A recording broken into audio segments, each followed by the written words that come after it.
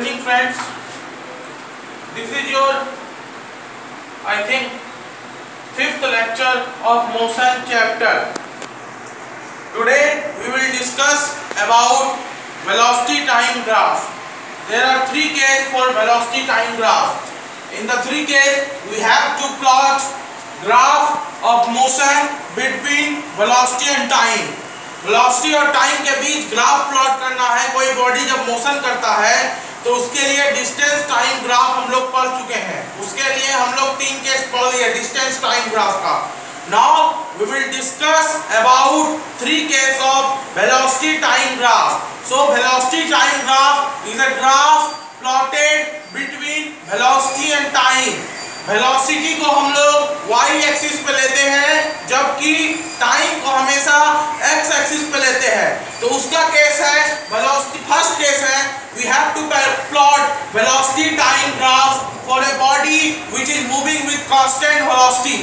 Velocity time graph में पहला case आता है ऐसे बॉडी के लिए वेलोसिटी टाइम ग्राफ बनाना है जो हमेशा कांस्टेंट वेलोसिटी से चल रहा है।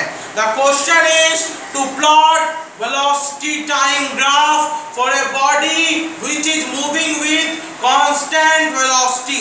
मान लेते हैं कोई body t is equals to 0 से अपना मोशन स्टार्ट किया और उस समय बॉडी का वेलोसिटी 5 मीटर पर सेकेंड था और समय जैसे जैसे बढ़ा तो पर भी बॉडी के वेलोसिटी में चेंज नहीं आई।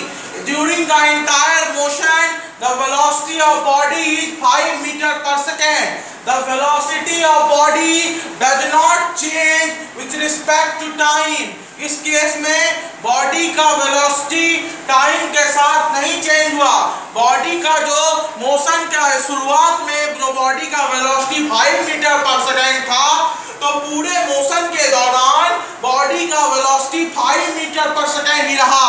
तो ऐसे केस में जब हमने वेलोसिटी टाइम ग्राफ प्लॉट किया तो उस केस में वेलोसिटी टाइम ग्राफ जो बॉडी का आया then the velocity time graph for a body which is moving with constant velocity is a straight line parallel to x axis। तो ऐसे case में बॉडी का जो वेलोसिटी टाइम ग्राफ आया वो स्ट्रेट लाइन के पैरेलल आया। तो पहले केस में आप लोगों को याद रखना है, आप लोगों को क्वेश्चन आ सकता है कि आंसर द फॉलोइंग या ये आ सकता है कि plot velocity time graph for a body which is moving with constant velocity.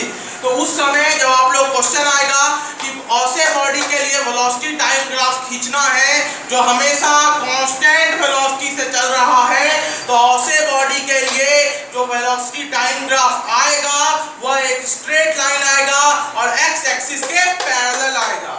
अब क्वेश्चन है हाउ टू कैलकुलेट डिस्टेंस और magnitude of displacement from velocity time graph. Velocity time graph से distance या फिर डिस्प्लेसमेंट का मैग्नीट्यूड कैसे calculate करते हैं। और question is to calculate distance और magnitude of displacement from velocity time graph. Velocity time graph से हम लोगों को डिस्टेंस कैलकुलेट करना है या फिर ये कह सकते हैं कि डिस्प्लेसमेंट का मैग्नीट्यूड कैलकुलेट करना है। Let us suppose this is a velocity time graph. यह एक वेलोसिटी टाइम ग्राफ है। इसमें t1 और t2 एक टाइम इंटरवल है। उसमें बॉडी का velocity during this time interval between t1 and t2 time interval t1 और t2 के बीच में बॉडी का वेलोसिटी v है। तो यहाँ पर हम लोग एक रेक्टेंगल बना लेंगे। यहाँ पे रेक्टेंगल आप लोगों को दिख रहा होगा a b c d। ये c है, this is point c and this is point d। This is a rectangle. ये एक रेक्टेंगल हो गया a b c d। ये एक वेलोसिटी टाइम ग्राफ दिया हुआ है between time interval t1 and t2। t1 और t2 टाइम इंटरवल के बीच में बॉडी का वेलोसिटी v था। तो यहाँ पे हमने एक रेक्टेंगल बना दिया। अब उस हम लोग को पता है कि डिस्टेंस क्या होता है। डिस्टेंस या फिर मैग्नीट्यूड ऑफ डिस्प्लेसमेंट भी कह सकते हैं। वो क्या होता है स्पीड इनटू टाइम यानी या फिर वेलोसिटी इनटू टाइम। तो वेलोसिटी और यहाँ पे टाइम क्या होगा t2 - t1। यहाँ पे टाइम कितना हुआ t2 -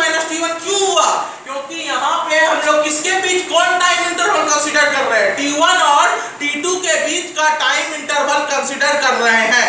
तो यहाँ पे टाइम का कितना वैल्यू होगा, यहाँ पे टाइम का जो वैल्यू होगा वो t2 माइनस t1 होगा। तो यहाँ पे डिस्प्लेसमेंट क्या हुआ, velocity into t2 minus t1 which is the area of rectangle ABCD, जो रेक्टेंगल का एरिया है। तो जैसे डिस्टेंस हम लोग कैलकुलेट किए तो कैसे आया, इस रेक्टेंगल का एरिया निकाल के, तो इससे हम लोग को क्या पता चला, इससे यह कंक्लूजन निकाला thus we conclude that area under velocity time graph gives the distance और magnitude of displacement of a body.